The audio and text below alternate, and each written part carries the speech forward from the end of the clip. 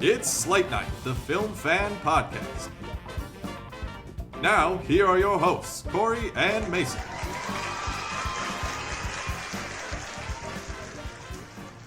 Hello, and thanks for sitting down with us. This is our second episode of Slate Night, the Film Fan Podcast, and I am one of your hosts, Mason Schmidt, here with my good friend Corey Knudsen. Hey-o! As we get ready to talk about all things movies, we are a couple of Minnesota boys who love movies a little too much. Tonight we will be talking about a variety of things, including what films we've seen lately, the movies that are on the horizon, as well as a little update on physical media releases, and some current developments in the world of movies. But first, Corey, it's been a minute. How have you been? And secondly, more importantly, sorry to say it, what are you drinking on the opposite side of the desk? You know, I've been all right. Yesterday I burned my tongue when I was eating a burrito at work. I haven't told you this yet before we even recorded. It was a spicy red bean burrito from like our mini mart at work, and I heated it up in the microwave, and then I brought it back to my desk and I started eating it and burned my tongue. So some of my taste buds feel a little weird today. You sound like a child right now. Yeah, okay. All right. Well, anyways, great burrito. Just that first bite kind of threw me off a little bit. But as far as what we're drinking today, we've got a Skålden Golden Lager. I think I'm saying that right. It's a very Vikings-esque, Norse-looking lager from Headflyer Brewing, which is right out of Minneapolis, Minnesota here. Oh, wow. Everything is foam inside of my can right now. That is a crazy display over there. Yeah, me and Corey sat down trying to talk it out. Is it Skålden? We come from, obviously, Minnesota. We're big Vikings fans. Just watched the Vikings barely eke out a win over the Jacksonville Jaguars in a disgrace of a game, but thank God they won. Got the win. All that matters. We are moving to 7-2. Anyways, aside from that, we are aware of Skål, but Skålden with a little fucking icon above the A. Don't know what that means. Circle above the A, yeah. Some Nordic, gets us, man. Some Nordic shit I am unaware of. But anyway, moving on from the delicious beverage that we are going to be sucking down the remainder of this episode, we are going to move into what we have seen lately, which is mostly going to be a lot of me talking. So apologies to anyone that happens to be listening. But moving on to Heretic, which is the new A24 horror film that we briefly discussed last week, looking into this upcoming week of releases. Directed by Scott Beck and Brian Woods, who are the writers. And Corey, I'm going to be looking to you as my fact checker because last week I relied on you like a crutch to just give me looks of just dumb shit I was saying. But Scott Beck, Brian Woods, writers of A Quiet Place, and both the directors of the film The Haunt from 2019. Film stars Hugh Grant, Sophie Thatcher, and Chloe East. Short little synopsis. Two passionate young women of faith find themselves entangled in a thrilling cat-and-mouse game inside the home of an eccentric man they are determined to convert. I am the only one of this podcast that was able to go out and see this film. I am a huge fan of this film. If you, by chance, are one of the 27 followers we have on Instagram, which I know you're not because it's mostly people that know us, and you saw my review that I posted to that Instagram, you know that I'm a huge fan of this film. It is easily in my top 5 for horror films of 2024. Hugh Grant is insane in this movie, mesmerizing. Maybe, I think in my review I referenced this might be one of his best performances in recent years. It may be my favorite performance, thinking back on it, that I've ever seen of Hugh Grant. A lot of great dialogue. The film itself isn't overly scary. Kind of went into it kind of with that vibe, just knowing off of what the trailers look like, and a little, I don't know, seeing the trailer in theaters, there's this little, like, weird reveal when they turn a candle, and it says blueberry pie, and there's just a hard-hitting horror, like, trailer sound that plays that just is like, what the fuck is this? Why is this a big deal? It's strange, yeah. In the movie, it works. In the trailer, I thought it was laughable.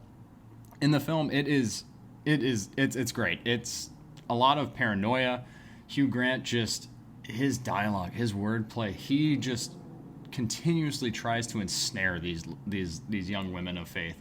And I was pleasantly surprised by how it opened. There's a lot of funny, laughable, in a good way, dialogue between Sophie Thatcher and Chloe East. Chloe East, who I think, aside from Hugh Grant, is a breakout performance in this film. She plays more of the...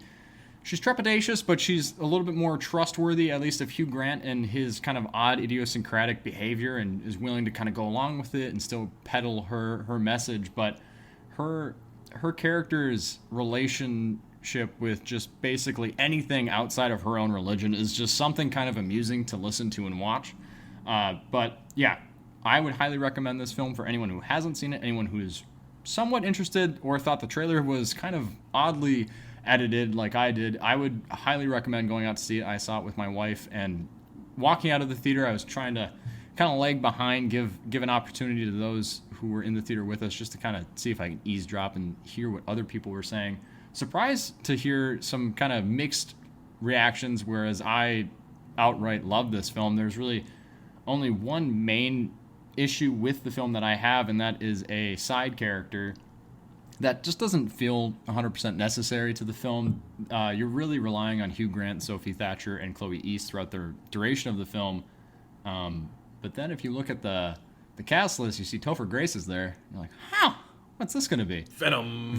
Oh, yeah, there you go. The real Venom. Spider-Man 3, 2007 Venom. There we go. The best Venom. My Venom. No. Tom Hardy. Ride or die. But yeah, Topher Grace is on the cast list, and then you see his performance, which he's good in the movie, but the movie doesn't give him a whole lot to do, and it just feels kind of underdeveloped. But Corey, any kind of, how you feeling? You excited to see this movie? You interested? Does my positive reaction to this kind of pique anything for you, or you're just gonna catch it when you catch it? Yeah, I feel like it's the same for both of us. Anytime we see a movie and recommend it to each other, we know it will at least get something out of it, whether it's like we like it or it's something interesting to talk about between us. So yeah, I'm definitely going to prioritize seeing that this week. Yeah, I think the trailers, you talked about a little bit. I think they did look pretty interesting, and I also really like Sophie Thatcher in The Boogeyman, which came out last year, which I thought was a kind of underrated horror movie. It's not incredible. It wasn't like at the top of my list for last year, but I think it's pretty solid, and I remember her performance a lot as being somebody that I want to watch out for in later stuff. So I'm definitely looking forward to seeing it. Watching the film, I noticed Sophie Thatcher, and I knew she looked familiar. And not to say that Boogeyman wasn't a great film. It's an okay movie, but for a year of horror where I feel like I've gotten what I've expected out of most horror movies I've seen this year, Heretic was a very big surprise. Boogeyman last year, or was it last year or the year prior? Last year, yeah. Thank God. I'm going to just keep, like I said, relying on you like a crutch for the correct dates and stuff.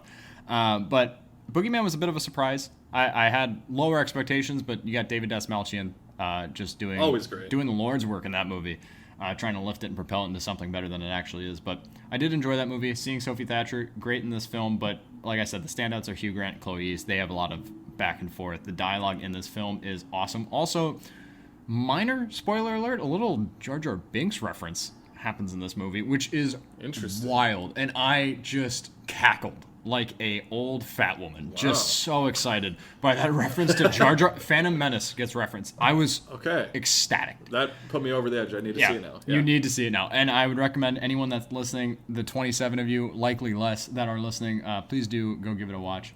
The other film that I caught, actually late/early this morning, I finished it at 4 a.m. This morning, was The Wild Robot, which I streamed on video on demand. Just because AMC was the only theater, I think, near me showing it, and I'm not the biggest AMC fan, and also no one's really shown a movie at 2 a.m. on a Sunday, so figured I'd check out The Wild Robot, as it's a movie I've been kind of lingering to try and catch up on. Wild Robot is directed by Chris Sanders, known for his work with Lilo and Stitch, the first How to Train Your Dragon, as well as The Croods, which is a movie I know you like. I've never seen. Oh, dude, The Croods is hilarious. I know Nicolas Cage is in it. That's all I know. He's great. He plays, I think his name is Gog or something, or like... Solid. Yeah, it sounds crude-ish. It sounds crazy. Neanderthal. I love that movie. But as you look up more interesting, I'm sure, factoids on The Croods... Grug. His name is Grug. Okay. Jeez. That's pretty solid. That's a strong name. That instills fear. Watch out for Grug. Here comes Grug. Wild Robot stars, just to immediately transition away from that, Wild Robot stars Lupita Nyong'o, Pedro Pascal, Kit Connor, and Bill Nighy in a standout performance. Synopsis reads, an intelligent service robot is shipwrecked on a lush and seemingly uninhabited island. To survive the harsh environment, the robot Roz must bond with the animals of the island and care for an orphaned baby goose named Brightbill. I was, like I said, kind of slow to catch up on this film. It's been out for a long time. It's been kind of making a decent amount of money in the box office. And I've heard nothing but positive things. So finally going back, watching it, it was a revelation watching this film. And animation isn't necessarily my medium of film or genre of film, if you want to pose it as that. But going back, sitting down, watching it, and I was in a position to where I thought I was going to dislike it just because it's 2 a.m. I'm already kind of cranky and tired, but the movie kept my attention. The movie is concise, it is well told, and it is very emotional.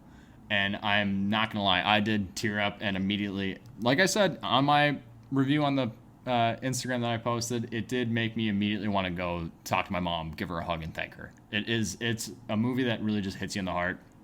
It's a sweet movie. Lupita Nyong'o is the heart of this film. You have Pedro Pascal and Kit Connor in supporting roles that help her through it, but Lupita Nyong'o, her just different things that she does with her voice and her inflection is just everything that kind of sells this development of this kind of bare bones service robot into more of a blossoming human character with almost a personality and cares and desires, and it's very, very well done. Music is insane. The only kind of negatives I really have for the film is it's kind of late to kind of identify its main antagonist or conflict of the film, and then when it does, it also wraps it up a little bit quickly and a little almost too neat or too neatly. The song choice in the film, I'm a little torn on. The music, the score is great by Chris Bowers, but the music itself, where there's some songs with lyrics, it just felt like they're kind of hamming it up or laying it on a little bit too thick, what we were supposed to take away as audience members watching the film. But regardless, this, I think, has overtaken Inside Out 2 for being my favorite animated film of 2024, and I don't know if there's much competition for it. Maybe Moana 2 coming up in the next month here, but Wild Robot has a pretty firm standing as my top animated film for 2024. Yeah, I'm very excited to see this movie. In fact, I am seeing it tomorrow. The past few weeks, I've really just been trying to catch up on a lot of stuff. Just been a very busy fall. A lot of weddings. Your wedding, yeah. In fact. And then just some other friends, family members. So, unfortunately, just missed some movies when they come out opening weekend. But, I remember even seeing the first trailer and just being really excited for this movie. Mm-hmm. And then just hearing all the positive buzz, a great voice cast, an animation kind of veteran in Chris Sanders, who's been a part of a lot of different franchises. Mm-hmm. So I'm really excited to see this one. It certainly seems like it will be a part of the Oscars race in Hopefully. Best Animated Feature. Like you said, with Inside Out 2, seems like those two kind of locks for going into the awards season. Yeah. In terms of quality, I would say I might prefer Heretic. They're very different films, obviously, but I would urge you, if you haven't seen The Wild Robot, to move quickly on it, because it has been in theaters for a minute, for a damn while. So I would recommend getting out there, seeing it while it's in theaters. I kind of am holding that against myself as I watched it on my laptop. I really wish I could have saw most of the animation just in a theater and watch it with an audience, because I know I checked some ticket show times just even so far into it, and a lot of theaters are still selling a decent amount of tickets to this film. The animation is insane. I told Corey this before filming or before recording here, that the animation is reminiscent of Puss in Boots: The Last Wish. It has kind of like that painted aesthetic, but it has a lot of good color variation and sharp lines, and it's just very crisp and clean and fresh looking. Very vibrant, but yeah, see both if you can. Wild Robot, I would recommend first, just because it's been in theaters for so long, but yeah, you will not be upset with either viewing options. Yeah, like I said, I'm going to see Wild Robot tomorrow. I'm going to try and see Heretic sometime this week, so hopefully I can share my thoughts on those on next week's episode if nothing else comes up. So, but in the meantime, I didn't see any new releases this week. However, before Halloween, I started watching the Nightmare on Elm Street franchise, because I had never seen any of the movies. You never saw the original one? I never even saw the original. Damn, I didn't know that. Yeah. I knew you hadn't seen most of the sequels, which I haven't seen some of the sequels, but the first one was a surprise. Damn. Yeah, so it's the last few years I've been working through some big horror franchises. A couple years back, the Halloween movies. Last year, Friday the 13th. This year, Nightmare on Elm Street. And it was really fun watching through them. Obviously, the original is great. It's a classic for a reason. I love Wes Craven as a director, so it was really fun checking that one out. A lot of the sequels kind of fall into the same territory for me, where they have some fun kills, some fun moments. I think of like the kind of original 6 movies, like the sequel that stands out to me is Dream Warriors, which is the 3rd one. That one has some of the most interesting stuff in there. I like the setting in a hospital too. Yeah. I think it's pretty fun. Incorporating multiple characters into the same affliction of Freddy Krueger and these nightmares kind of haunting and tormenting their waking life.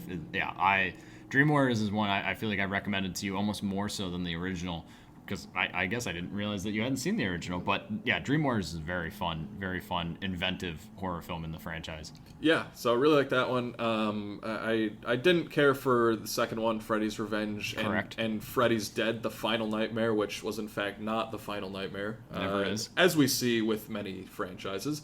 I really, really liked A New Nightmare, which Wes Craven came back to direct. It's a very meta take on this franchise, and is kind of a blueprint for the Scream franchise, where it's very self-aware.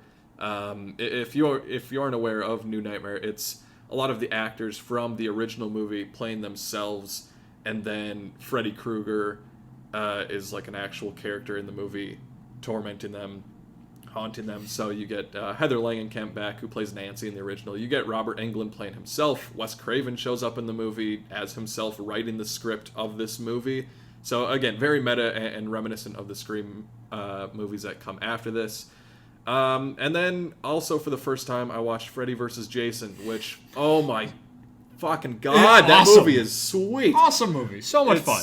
Not great. No, not a good movie at all. But I really liked it. It's the first act. I was kind of waiting for it to ramp up, and I'm like, man, this movie's called Freddy vs. Jason. I want Freddy and Jason fight each other. And then the last 30, 45 minutes of the movie, you get what you're coming in for. The cheeky ass wink too at the end. It's incredible. I feel like we don't get as many versus movies. That was a very 90s, early 2000s type of thing. Potentially Alien and Predator. Who knows? Both those franchises are waking back up. Maybe we'll see them again. Also, yeah, Alien versus Predator. I like that movie. That's underrated. The first Rec Room is dog shit. Yeah. Can't see half of it. Doesn't matter. Very nihilistic. Much prefer the first one. That is an awesome. That movie comes up on FX as an 8-year-old boy. Great. You're like, my movie shorts are tight. Movie hits. So it's very much of its time. It was 2003, I think it came out. So that was a lot of fun. And then the remake in 2010, which I actually didn't mind. I think it's in my ranking of the franchise. It's in the upper half, I would say. I just think they make some weird choices of trying to make Freddy seem like he's innocent for a second. Yeah. Which is really weird. But I didn't dislike it. I like it more than some of the kind of lackluster sequels. And I mean, for a modern Freddy Krueger, Jackie Earle Haley, that's pretty. That's genius casting. It's a film that I kind of wished obviously was better than it actually ended up being. But I prefer the ending in that remake to the original ending for the original Nightmare on Elm Street. I think it's a much sharper, concise ending. Whereas Nightmare on Elm Street, you get this weird doll mannequin being pulled through this fucking fake window in a blue door, and it feels very dated now looking back on it. And the first Nightmare on Elm Street was the very first R-rated film I saw. I was 3 years old, and I watched it through the crack. You were 3? I was 3. My brother had it on. My cousin was over, and my brother, his bedroom was on the main level of our house, and he had his door cracked. His shitty little staticky TV was playing Nightmare on Elm Street, and my dumbass eyeball was just peeking through the crack in the door the entire time. Terrified. Start crying. My dad comes home late at night. He's like, "What the fuck's going on here? Why are you so sad? What are you crying about?" I don't know why my dad's from the Bronx or some hard ass, but he gets mad at me, and then I'm like, "Oh, Freddy Krueger," and he's like, how you know that fucking name? Then immediately yells at my brother Tyler for letting me watch it, even though he didn't. But yeah, Nightmare on Elm Street holds a special place in my heart. I'm happy that you finally got to see it and to watch Dream Warriors. That is an awesome and very fun, enjoyable sequel. I think one of the few in that franchise. But yeah. I'm very much, and you know this pretty well, when I commit to watching a franchise, I'm going to watch all of the movies. Sadly. I know we referenced the Crow movies last week, and mainly it's just because I know I'm not really going to be in the mood to watch those movies again. So like if I commit to it, I'm like, let me get all of them. Do them now. Watch them now. Not even like get them out of the way. I feel like that sounds bad, but just to like complete my watch through and like have a full understanding. But fun franchise. If you've never seen them, definitely watch the first. Dream Warriors, like we said. New Nightmares, a fun meta one. Freddy vs. Jason, great slasher, campy, fun. I think it's worth just taking the whole month of October, every once in a while, go through the slasher franchises, go through Friday the 13th, go through Scream, go through Halloween, which is my preferred, or go through Nightmare on Elm Street, but just because I think Nightmare on Elm Street has the more inventive, obviously, killings, just because related to dreams and nightmares. But moving on from that, we are looking into some new releases this week.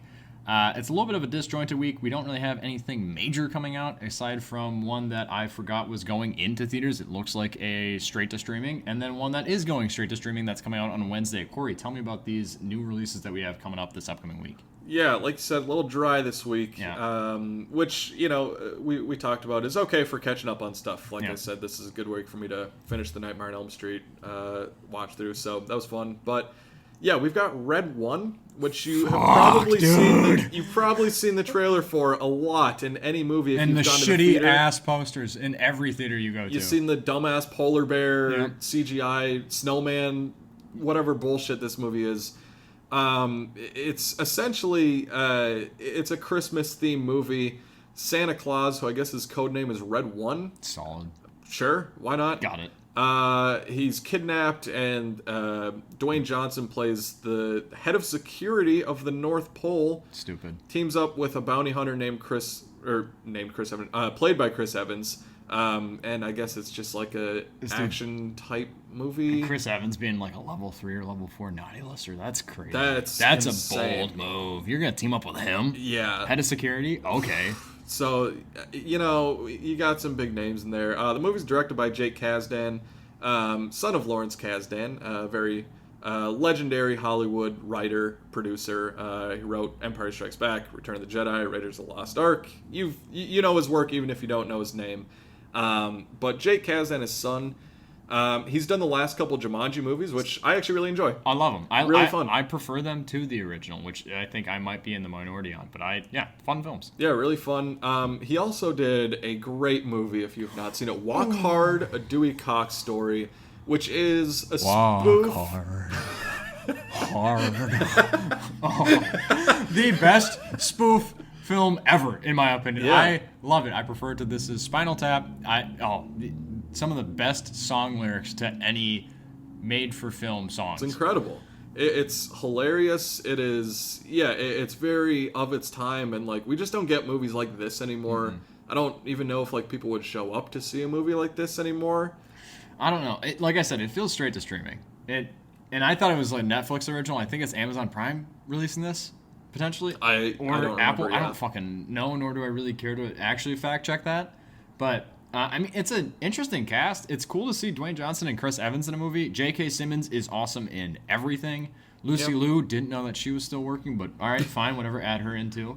I have no interest in this, and I like shitty Christmas movies. One of my favorite movies of all time is Jingle All the Way, which, fuck, I will die on that hill. That movie is a classic. It's awesome. You got the Big Show in that shit. Just decadent midget.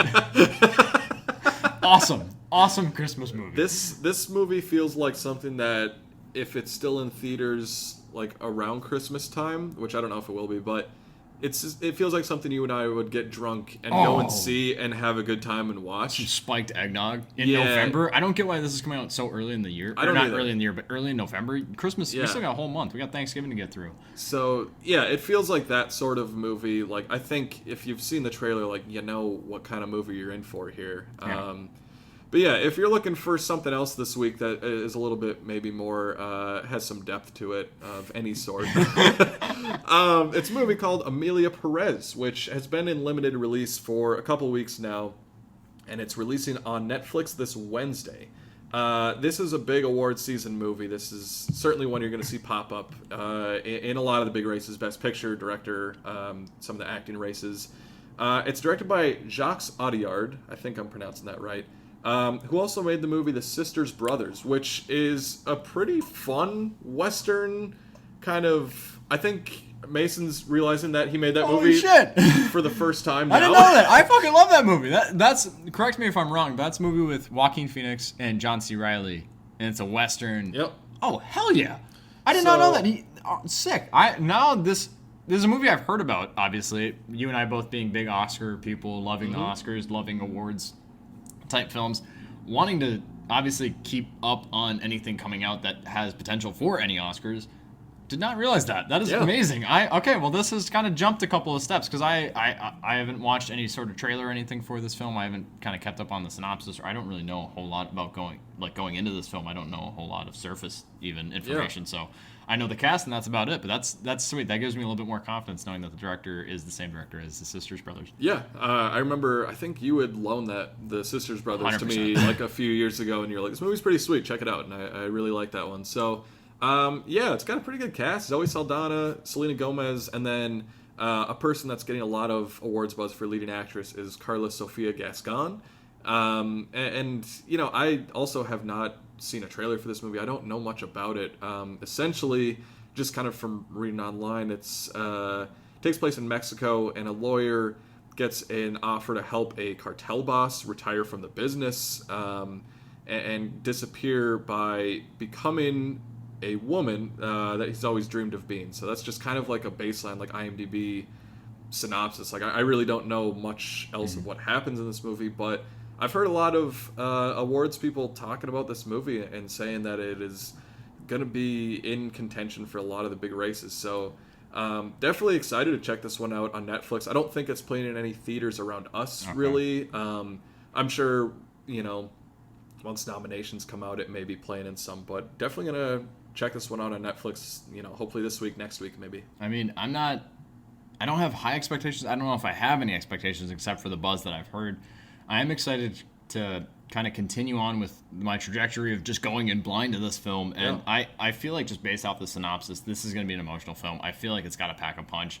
The cast is very interesting. To see Selena Gomez in something major is just giddy for me because I grew up with Wizards of Waverly Place. That's awesome. Yeah. So just see Alex Russo show up in something, hell yeah. Love it. And Zoe Saldana being just a goat in terms of female actors in any sort of big box office, big blockbuster films.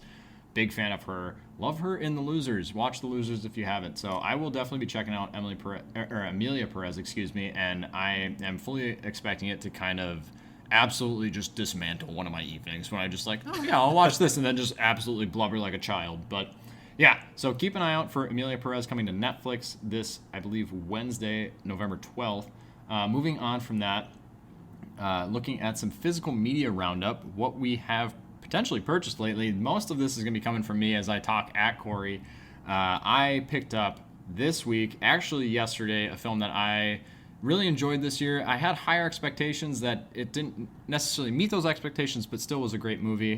Before I bury the lead too much, the film is Maxine, directed by Ty West, the third film in his Mia Goth slasher throwback trilogy, which I love all of them. I just don't, there's no concrete name to this trilogy, the X trilogy potentially. Yeah, I think so. But I love X. I love Pearl. I think Pearl is the standout of this trilogy. And Maxine, I did really like. It is probably the lesser of the three for me. It is still such a great setting. The aesthetic of it is something that is just absolutely intoxicating to me. Watching that in theaters was a great experience, except for the shot of seeing a man's testicles get stomped. That hurt me a little bit. So yeah, a bit rough. My wife thought that was hilarious. I just immediately could feel my testicles go into my throat. That fucking hurt to watch. So I did buy Maxine. I will be looking to hopefully watch that again soon because it was a film I did enjoy, and I really want to sit down and watch them, not even in release order. I want to watch them in chronological order from Pearl to X to Maxine. I think that there's something there that could be something special. Yeah. Big fan of Ty West. Yeah, I also really like this trilogy. I think, like you said, this is my least favorite of the trilogy. Not to dismiss it by any means. I think it's still solid. I think it just has a few more story and pacing issues than the other Some two. Conveniences. Yeah, I think I prefer X just like by a hair over Pearl. Over Pearl, really? Just it's very close. Like either one I could go back and forth on. But I think the main thing with the trilogy is, like, I just love the feel of these movies. It feels old school. It feels grindhouse. It feels dirty. I love how underground it felt. Not only in the aesthetic and what the stories are about, but in how they were made. We get X. Oh, here's a trailer in the post-credits at the end of the movie introducing you to Pearl, this follow-up. And then Maxine, you get the Maxine kind of trailer and promo, and it builds so well, and it wasn't something that like was so in your face. It was really refreshing how they kind of rolled out this trilogy, and I lapped that shit up. That was awesome. I love all of it. Maxine being the lesser of the three, but so what? I'll look at it like my redheaded third child. Doesn't matter. Still my child. Still a big fan, and I will likely have redheaded children. I was going to say, you probably will have some redheaded children. Yeah. But moving on from Maxine and the amazing perfection of Mia Goth in those films, we are looking at the film Bike Riders, which I haven't fully pulled the trigger on buying, but it is currently sitting in my Amazon shopping cart because it is a film I absolutely enjoyed, loved, and had somewhat decent expectations, and it met and exceeded those. I love Tom Hardy. I love Austin Butler. It was a standout performance, I think, by Jodie Comer. Once you get past kind of the Midwest accent that she kind of cakes in there. Corey, I watched Bike Riders with you. What did you think of Bike Riders? Are you going to be buying this movie? This is honestly, like, not even joking. This is one of my favorite days of the year when you and I saw Bike Riders. We went to the theater to see this movie, and then we went to, I think it was like a Walmart and Half Price Books and bought movies. And then we went to a Five Guys and had burgers. Oh, I forgot about that. Like, it was just such a great day of just, like, movies and just hanging out and having fun. I think I took off work for this day. I don't think it was a weekday, too. And I was just like, I don't want to fucking go in. I want to watch Bike Riders. Yeah, it was fucking great. And, no, I really like this movie. I love, like you said, Tom Hardy. I'm glad to see Austin Butler, like, I feel like for a while there, people have been like, oh, he's doing the Elvis voice. Yeah. And just, like, that whole kind of stigma around him. But he's a great actor. He's incredible in Dune 2. He's incredible in this movie. And going forward, I can't wait to see what he does. It was kind of nice having a break from him. Because, like, Dune 2 he's great in. He's great at Fade Rautha. Mm-hmm. But he's doing another big voice, and he has, like, a very, like, telling character. Whereas in this, he's a little bit more, like, subdued. He's not so showy. And it was kind of refreshing to be able to, like, all right, you're a guy. You're a dude. You don't have this weird character tick. You don't have this weird voice that you're trying to kind of interpret or model yourself after. It was really refreshing, and for me it did a lot of work to kind of solidify, like, he's a good actor. I wasn't a big fan of Elvis. I love Dune Part 2, easily one of my top 10 favorite films of all time. Spoiler alert for my top 10 list for the end of the year, but I'm a big fan of Austin Butler. Bike Riders being one of the best films I've seen this year. One of my most enjoyable theater going experiences. Just a good film about people doing something that they believe there's good in. Yeah. And I love Tom Hardy. He is my favorite working actor today. So obviously I'm gonna be a little bit biased. We've talked about Tom Hardy in both episodes, episode 1 and 2. We should. Yeah. But one for Venom and one for Bike Riders, which go see Bike Riders if you haven't. Venom you can probably skip. But moving on, Corey, what is releasing this week? Is there anything? Honestly, it's with physical media, and like, I haven't bought anything this week. Just, lately it's been tough just because, like, I don't know if we talked about it last week, but just like Best Buy closing and like Target not Best Buy closing, but Best Buy not selling movies anymore. Target following suit. Yeah, so it's just been rough for physical media. Walmart's even cutting down on their shit. Yeah, so it's like you either order it online or you just don't really get it. You pay price and a half at fucking Barnes & Noble. Yeah, so like I'm curious to see what this Black Friday looks like, if stores have any deals, because that's always been like for the past however many years, like going on Black Friday and buying movies has been great. So I've very sadly like cut down on how much I've been buying, but I feel like every other week there's kind of big releases coming out. They kind of bunch them together, it feels like. So this week is one of the off weeks where it's some things get re-released on 4K, some older studio titles kind of getting some releases, and one of them is Born on the 4th of July, starring Tom Cruise. Oliver Stone. Yep, Oliver Stone movie, getting re-released on 4K. The original Scarface movie from 1932, so not the Al Pacino one, that's getting a Criterion release on, I believe, 4K and Blu-ray. Didn't know it was Criterion. Sweet. Yeah, and then one that I'm kind of interested in, which I haven't seen, is the Sugarland Express, which is one of Steven Spielberg's first movies. I believe it is his second or third movie, I want to say. And I haven't seen this movie, but it's getting a release on 4K for the first time. So yeah, I don't know. I'm pretty excited to check that movie out. Hopefully, I don't know if I'll buy it right away, just because it's probably going to be really expensive.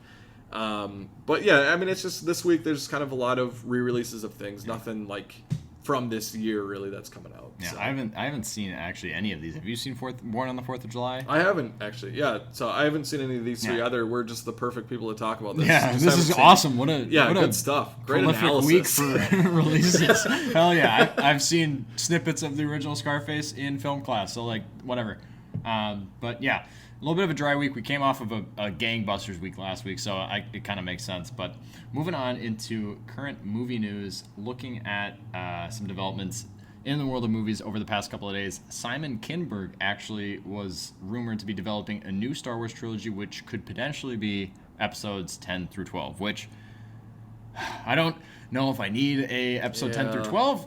A trilogy could be fun, just depends on what it's based on. I'm really waiting to hear if they fully greenlight, yes, this is episodes 10 through 12, and moving on with the Rey saga, which you and I actually are in agreement. We like Daisy Ridley. We like Rey Skywalker or Rey Palpatine, whatever her chosen name is now at this point. I love The Last Jedi. You like The Last Jedi. We both like Rise of Skywalker more than most. So there's a lot of things in those last section of sequel trilogy Star Wars films that worked for us that didn't work for most. But I don't know if I necessarily need episodes 10 through 12, at least this soon. How about you? Yeah, I'm sure we'll do a full Star Wars centered episode or multiple episodes someday of like our thoughts on the sequel trilogy. Just catching fucking strays. I think we could honestly do an episode of like each sequel movie and talk about it for 45 minutes to an hour. We'll get hate for every episode. Yeah, that'll be something in the future, but just to break it down, we do enjoy the sequel trilogy. Sorry. But I won't even apologize for it. No, fuck you. Like if you yuck on someone else's yum, get fucked. Okay, doesn't matter. I like the sequel trilogy. If you like the prequel trilogy, good for you. Phantom Menace's ass. Attack of the Clones is heinous. But if you like it, happy for you. If you hate The Last Jedi, lick my nuts. Crazy bars. That's insane. But yeah, I don't know. The Simon Kinberg, I think.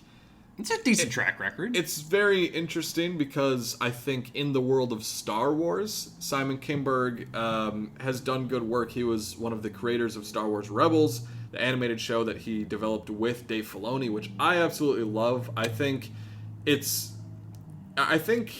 know you kind of feel the way of like the first couple seasons felt like a very kiddie show. Yeah. And then once I powered through that, there are some incredible arcs later in the show that tie to the greater whole of Star Wars. I absolutely love the characters in Rebels, and you see them pop up in Ahsoka, some live action stuff. So I'm really happy that we've been getting some of the recognition. So in Star Wars, I think that he has a good track record. Outside of Star Wars, he's been the writer of X-Men: The Last Stand.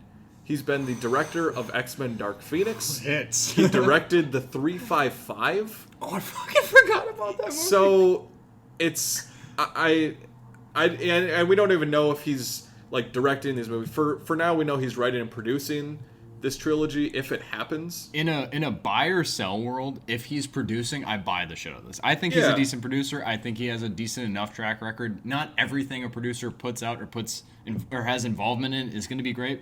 So if he's producing, buy it. If he's directing, all right, I'm going to sell that shit. I'm going to sell that pretty quick, actually. It's been very interesting because the last few years, post Rise of Skywalker, we've gotten so many updates about Taika Waititi, Patty Jenkins, Benny Hoffen Weiss, Rian Johnson. They're all getting these Star Wars movies. James Mangold getting a Star Wars movie. Kevin Feige had one. Right, so it's just, we've gotten all these announcements, and like the only one that seems concrete as of now is the Mandalorian and Grogu movie.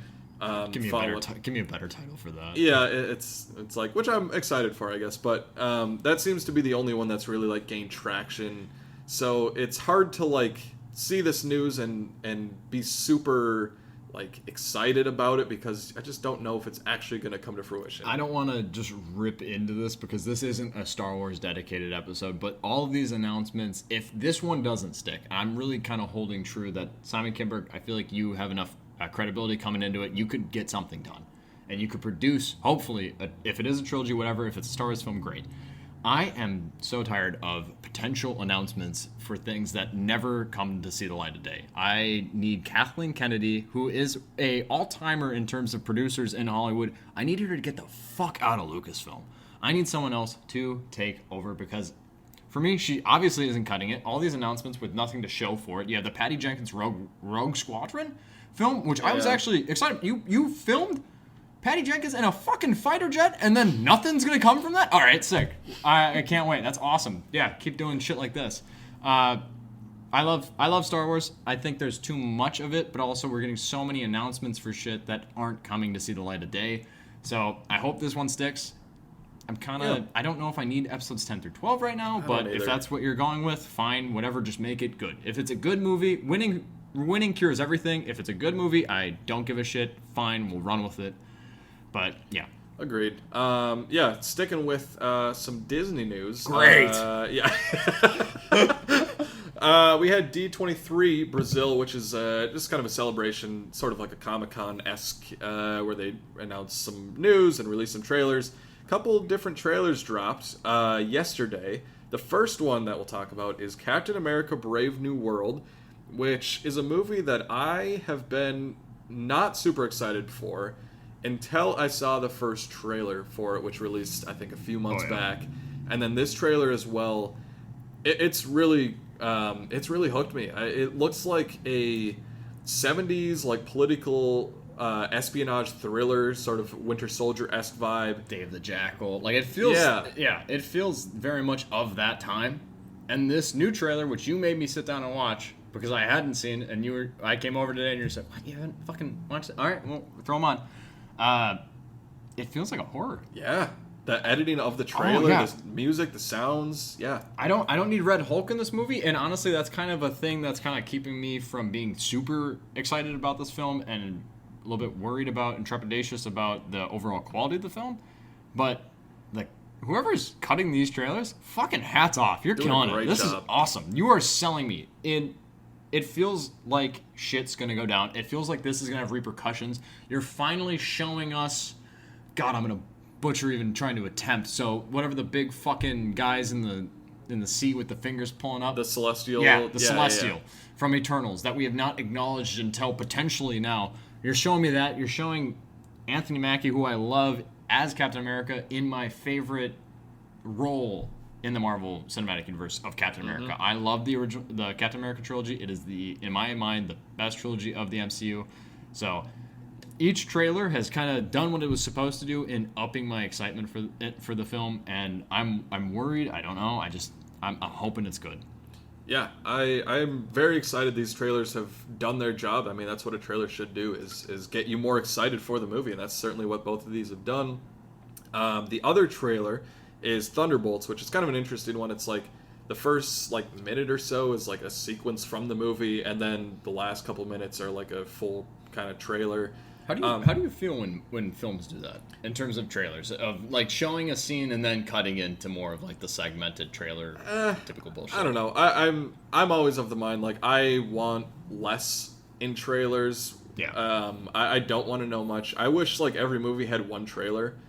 Oh yeah. That's not the world we live in, obviously, for marketing purposes, and like it's just that's not how it's ever going to be. But like I like to get a feel of I think the biggest thing is like the tone of the movie. What am I walking into, and like what is the vibe of this movie? A couple plot points, a couple character moments. That's all I need.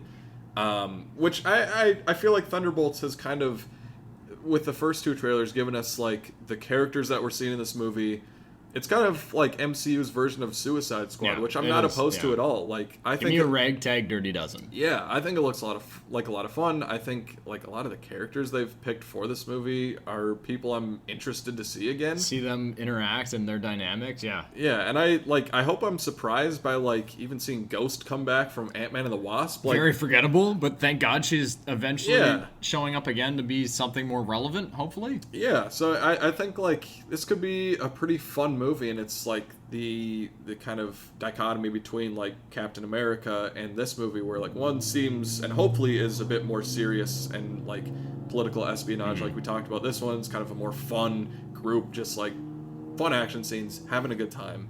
But yeah, like I don't know, I'm really looking forward to MCU stuff next year with these two movies. Fantastic Four: First Steps, Daredevil: Born Again.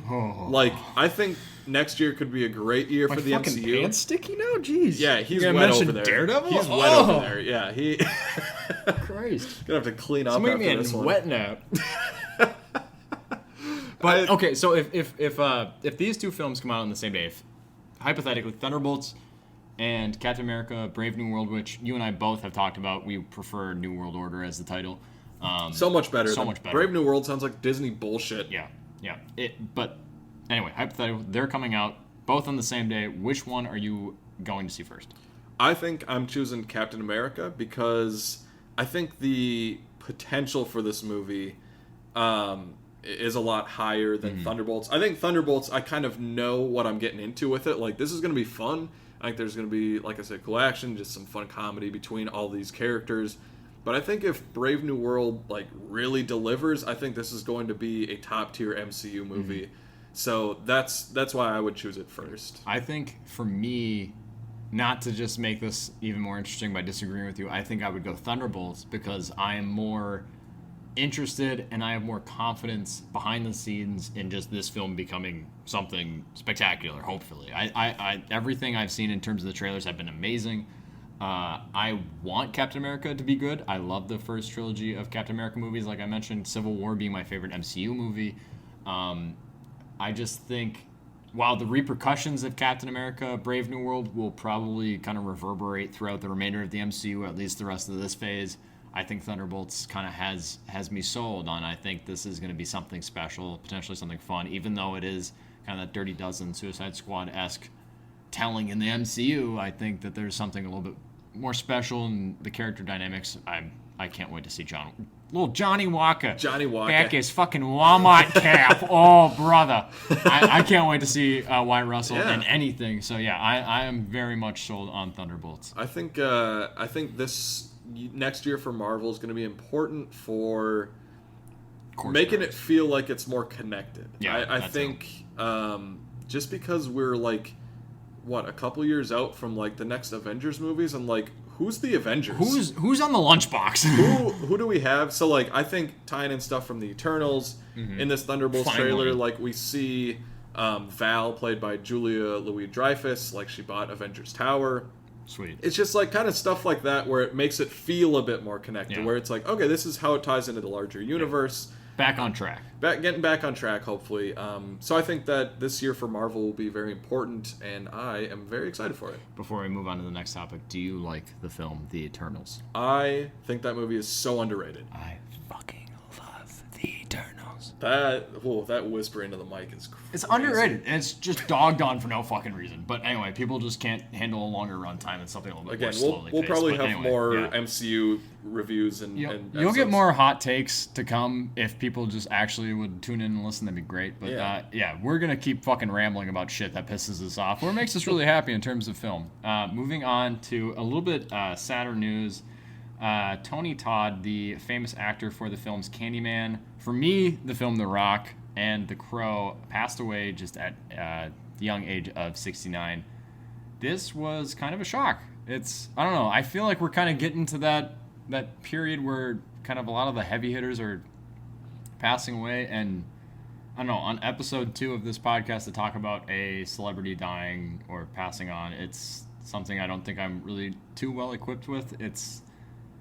I don't know, when it's something like, oh, they were 80, oh, they were 85, 88, 90, it's more of a celebration because, that's great. I don't know much about the kind of the leading up or his final days. I don't know what kind of was the main cause of his death, or if it was just old age or health complications, but losing Tony Todd at age 69 just feels surreal, just because we had him in the PS5, PS4, Spider-Man 2 Venom. Like, he's popping up everywhere, and just, he's always been a mainstay. He's in Final Destination 5. He just is a big part, which may be a smaller part, or a part that people don't recognize, but he's always just there. It is kind of sad to see him go. Before I let Corey talk on this, the film The Rock is massively important to me in my life. It was a common family movie night in the Schmidt household growing up. Tony Todd being a member of Ed Harris's kind of almost terrorist crew in that film, but I was actually named after Sean Connery's character in that film, John Patrick Mason. My mom was like, boom, got it, Mason Alexander Schmidt. Alexander means nothing but Mason. We got Mason from The Rock. So I grew up watching that movie religiously, and to see Tony Todd pass on is kind of it's a wake-up call. It's a rough one. It's sad. In a moment like this, it's more of just a reflective, like, all right, what did he give us? He gave us Candyman, which I think is one of the best slasher films of all time, and is one with some of the most depth in the slasher category. But Corey, I'm gonna pass this on to you. How do you feel about Tony Todd's passing? I mean, yeah, obviously, like you mentioned, it feels like it's too soon for Tony Todd to go. Very sad, but I mean, I think he's left behind a great legacy. And especially Candyman too. Like, I feel like they're like with sort of a slasher movie, which, like, you know, I don't know. Like, Candyman's like kind of a slasher movie, I guess, but it's just like a very classic horror film. I think he's one of the best, like, horror icons. Yeah. And maybe very underrated too. Like, the original Candyman is one of my favorite horror movies of all time. I agree with you. It's a big part of that is Tony Todd as that character, and just like the dread that you feel anytime that he comes on screen or somebody mentions his name. There are few actors that when they come on screen, no matter what their kind of relationship is with the lead, or if they're the lead, there are few actors that have just that amount of power and control over any scene that they're in. And you hear Tony Todd, he could fucking sing me the alphabet. I'm scared. Yeah. He's in charge. Right. So I think, I mean, that's probably what he will, you know, most be remembered for, is the Candyman movies. But I mean, obviously a great career. He's been in so many movies and so many shows. And somebody that I think is just a legend that maybe people don't recognize the name as much, but like Mason said, I think you know his work. You've seen movies and shows that he's been in, even if you didn't realize it was him. So definitely thoughts and prayers with all of family and friends of Tony Todd there. Transitioning now into something that we did last week, which we want to try and do every week, is a little movie rewind. Not to interrupt this too much. Let's give a moment of silence for this. Well, okay, Tony Todd, moment of silence. I'm not going to open a beer while you're saying a moment of silence for Tony Todd. I waited specifically until we got off the Tony Todd topic so I can open a beer. I brought him back up. So crack one open for Tony. Oh, brother is thirsty. Rest easy, Tony Todd. Oh, wow. There it is. That's good stuff. That's a crisp crack for our beloved Tony Todd. That's right. Pour one out for him. But yeah, so we wanted, you know, like we did last week, a little movie rewind.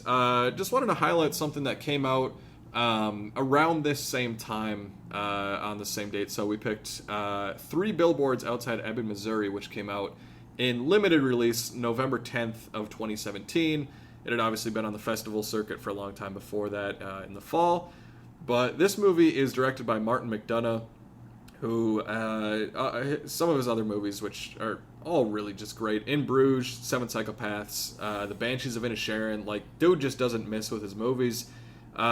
This movie was huge on the awards circuit in 2017, 2018. It got nominated for 7 Oscars. It won 2 for Best Actress for Frances McDormand and Best Supporting Actor for Sam Rockwell. Woody Harrelson has a great role in this movie. This is a movie that this was actually the first Martin McDonagh movie I saw.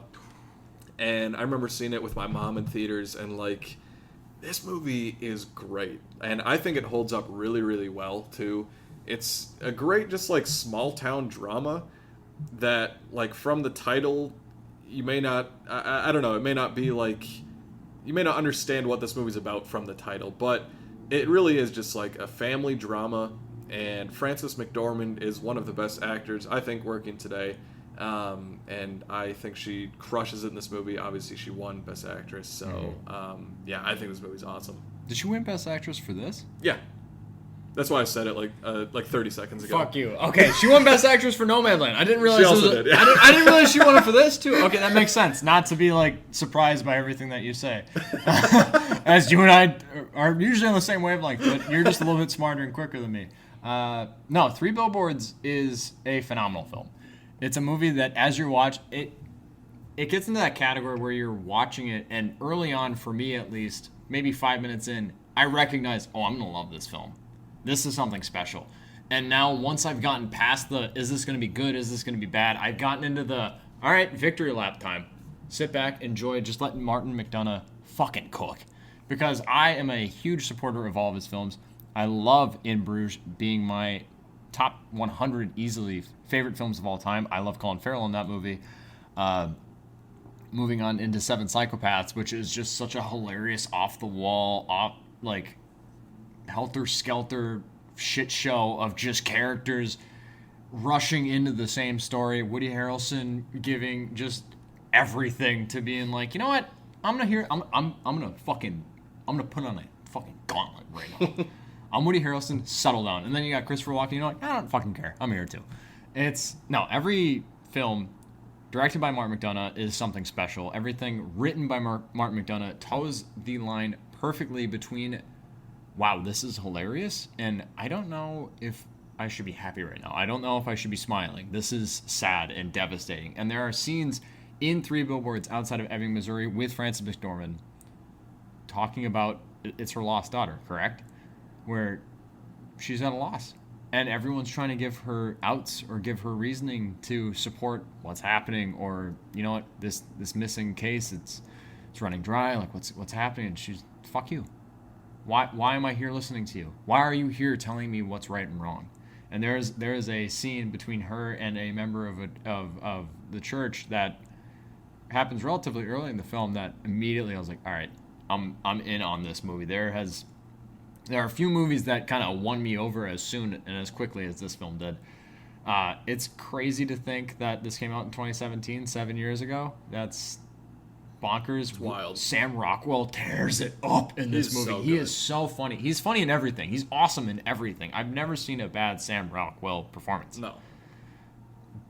I mean, he might have peaked in 1990 Teenage Mutant Ninja Turtles, but as a member of the Foot Clan, but his magnum opus, Iron Man 2, is Justin Hammer. Okay, well, you can... Okay, fucking settle down over there. All right. But back to Three Billboards.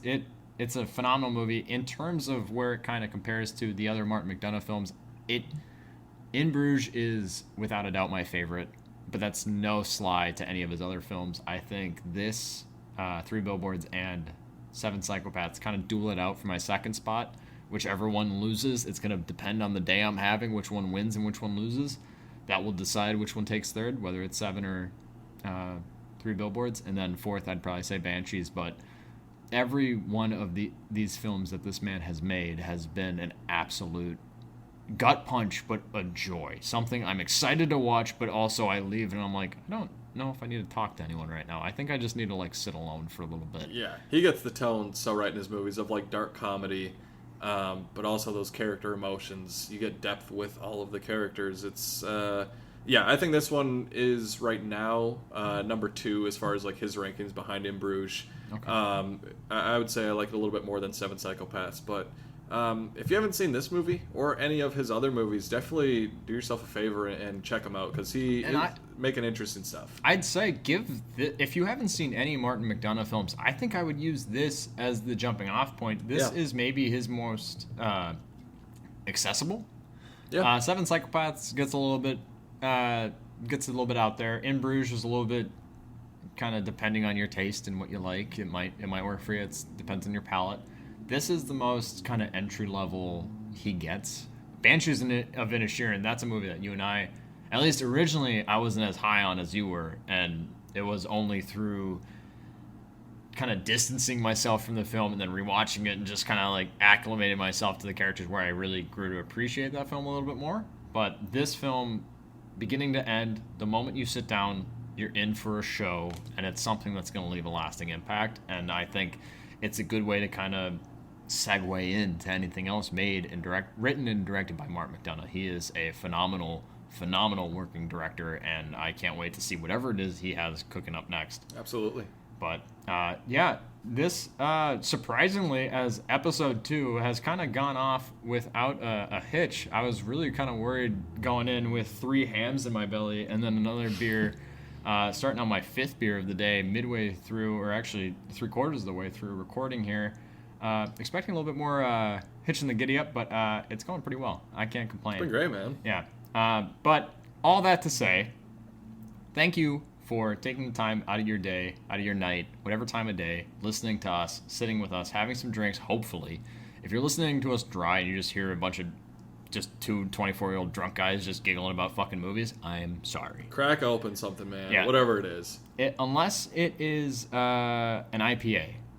I'm waiting to be swayed onto agreeing and thinking IPAs are something desirable. IPAs are good. I've grown to like them. Okay, well, you can be a big fan of Corey if you like IPAs, because fuck IPAs if you're a Mason fan. Some Summit double EPAs. Where are my fans out there? Oh. Yeah. Just piss mixed with vinegar. Just saying horrible shit. You'll but grow anyway, up someday. Oh, okay. I'm older than you by a day. One day. Oh, one lick day. my sweaty taint, okay? Anyway, bringing it down a notch. Like I said, I'd like to thank you for sitting with us, talking movies, listening, hopefully drinking, like I said. In the world of film, it's not just about what happens on screen, but also about who's sitting next to you in the theater. Corey, hell of a time talking with you every week. It's been great, buddy. Can't wait to Let's keep do it again doing next this. week. Oh, yeah. From here at Slate Night, the Film Fan Podcast, I'd like to say that that's a wrap.